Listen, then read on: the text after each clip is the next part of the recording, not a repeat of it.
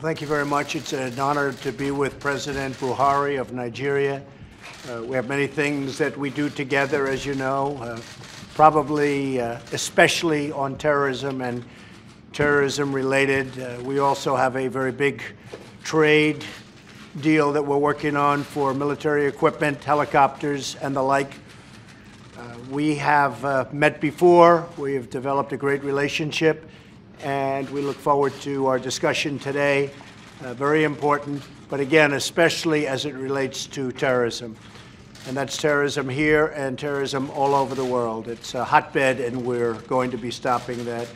Also, we've had very serious problems with Christians who have been murdered, killed in Nigeria. We're going to be working on that problem, and working on that problem very, very hard, because we can't allow that to happen. Mr. President, thank you very much for being here. Thank you. Thank you, Mr. President. Thank you very much. I thank Mr. President very much for inviting me. It's a great honor. I'm very grateful for it. Certainly security is the main issue. We are very grateful to the United States for agreeing to give us the aircraft we asked for, the spare parts. We are even more grateful for the physical presence of United States military specialists that go into our institutions in Nigeria and train them and go to the front in the northeast to see how they are performing as a result of the training given to them.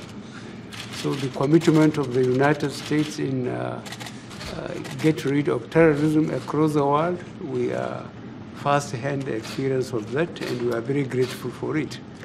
The problem about the cattle rearers and herders in Nigeria is a very long historical thing. But the states most concerned, they knew that the Nigerian herders never carried anything more than a stick and occasionally a machete to cut down foliage and give it to their animals. These ones are carrying AK-47. So I don't think people should underrate what happened in Libya. 43 years of Gaddafi, people were recruited from the Sahel. They were taught nothing other than to shoot and kill. With the demise of Gaddafi, they moved to their countries and to their regions, and they carried away with them the only experience they have in training, using weapons. And that's what is aggravating the situation. We are doing our best to make sure we have stopped the cross borders and so on, and to get the weapons, proliferation, small arms weapons in the region checked. But it's going to take time, and the action by United States in trying to see the end of ISIS has helped us a lot, because the Boko Haram in Nigeria at one time made a statement that they were loyal to ISIS. Now that ISIS have virtually gone with the help of the United States, we are very grateful for that. And we are sure that we are stabilizing the situation of security in Nigeria. Thank you. We have very much decimated ISIS.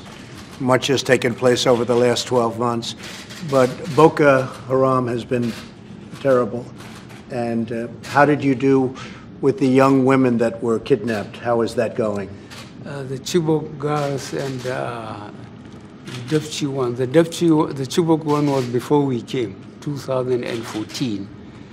We had only a number of them. We recovered about 30 of them. But the Dapchi ones, there are 106 that were kidnapped. We got 100 back.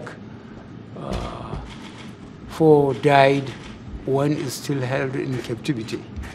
And we are very grateful to the United Nations organization that is acting as in-between between us and the kidnappers. And we haven't given up. We are trying to get everybody back. to join their families and their schools. A terrible problem. Mr. President, thank you very much. Thank you very much, Sir. Thank you.